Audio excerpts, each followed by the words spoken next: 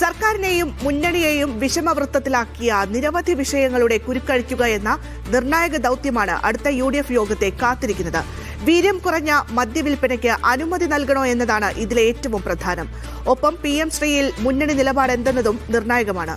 വിവിധ board corporation വിഭജനമടക്കമുള്ളവയും UDF യോഗത്തിന്റെ അജണ്ടയിലുണ്ടാകും.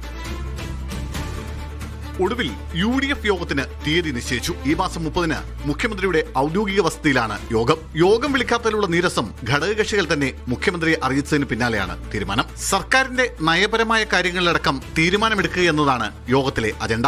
മദ്യനയം തന്നെയാണ് പ്രധാനം. വീര്യം കുറഞ്ഞ മദ്യത്തിന്റെ നികുതി ഘടന നിയമമായി കഴിഞ്ഞു. എന്നാൽ വിൽക്കണോ വേണ്ടയോ എന്നത് UDF തീരുമാനിക്കും. കോൺഗ്രസിനുള്ളിലും മുന്നണിയിലും ഇക്കാര്യത്തിലുള്ള വിരുദ്ധാഭിപ്രായം നേരത്തെ ചർച്ചയായതാണ്. മറ്റൊന്ന് PM ശ്രീയാണ്. മന്ത്രിസഭാ ഉപസമിതിയെ നിയോഗിച്ചെങ്കിലും ഏകാഭിപ്രായമാകാതെ വന്നതോടെയാണ് UDF ചർച്ച ചെയ്യട്ടെ എന്ന തീരുമാനമെടുത്തത്. ബോർഡ് കോർപ്പറേഷനുകളിൽ ഭൂരിഭാഗവും നാഥനില്ലാതായിട്ട് നാളെ അറിയായി. ആർക്കൊക്കെ ഏതൊക്കെയെന്ന് തീരുമാനിച്ചാലേ നിയമനം തുടങ്ങാനാകൂ. വിവിധ അക്കാദമികളിലേക്കും ആളെ കണ്ടെത്തണം. ഘടകകക്ഷി മന്ത്രിമാരുടെ അടക്കം പല സ്റ്റാഫ് നിയമനങ്ങൾക്കും മുഖ്യമന്ത്രി ഇതുവരെ അനുമതി നൽകിയില്ലെന്ന പരാതിയുമുണ്ട്. ഇതും ചർച്ചയായേക്കും. അതുകൊണ്ട് തന്നെ അധികാരമേറ്റ ശേഷമുള്ള ആദ്യ UDF യോഗം സർക്കാരിനെയും മുന്നണിയെയും സംബന്ധിച്ച് ഏറെ നിർണായകമാണ്.